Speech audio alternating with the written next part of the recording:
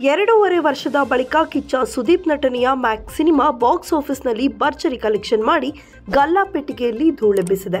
ಗಲ್ಲಾಪೆಟ್ಟಿಗೆ ಕೊಳ್ಳೆ ಹೊಡೆದು Max cinema ಮುನ್ನುಗ್ಗುತ್ತಿದೆ.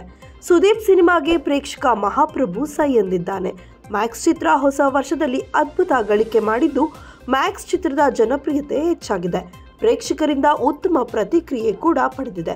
ಇದರಿಂದಾಗಿ ಬಾಕ್ಸ್ ಆಫೀಸ್ನಲ್ಲಿ ಉತ್ತಮ ಗಳಿಕೆಯಾಗಿದ್ದು, 2024ರಲ್ಲಿ ಕರ್ನಾಟಕದಲ್ಲಿ ಅತಿ ಹೆಚ್ಚು ಗ್ರಾಸ್ ಕಲೆಕ್ಷನ್ ಮಾಡಿದ ಸಿನಿಮಾ ಎಂಬ ಹೆಗ್ಗಳಿಕೆಗೆ ಈ ಚಿತ್ರ ಪಾತ್ರವಾಗಿದೆ. ಸುದೀಪ್ ಅವರು ಕೇವಲ ಆಕ್ಷನ್ ಸಿನಿಮಾಗಳ ಮೂಲಕ ಮಿಂಚಿದ್ದು ಕಡಿಮೆ. ಅವರ ಸಿನಿಮಾಗಳಲ್ಲಿ ಹಾಸ್ಯ, ರೊಮ್ಯಾನ್ಸ್ ಎಲ್ಲವೂ ಇರುತ್ತಿತ್ತು. ಆದರೆ ಮ್ಯಾಕ್ಸ್ ಚಿತ್ರದ ಮೂಲಕ out and out mass masala ಊಟವನ್ನು ಅಭಿಮಾನಿಗಳಿಗೆ ಉಣಬಡಿಸಿದ್ದಾರೆ. ಮ್ಯಾಕ್ಸ್ ಸಿನಿಮಾ 6 ದಿನಕ್ಕೆ ಬರೋಬ್ಬರಿ 36 ಕೋಟಿ ಕಲೆಕ್ಷನ್ ಮಾಡಿದೆ.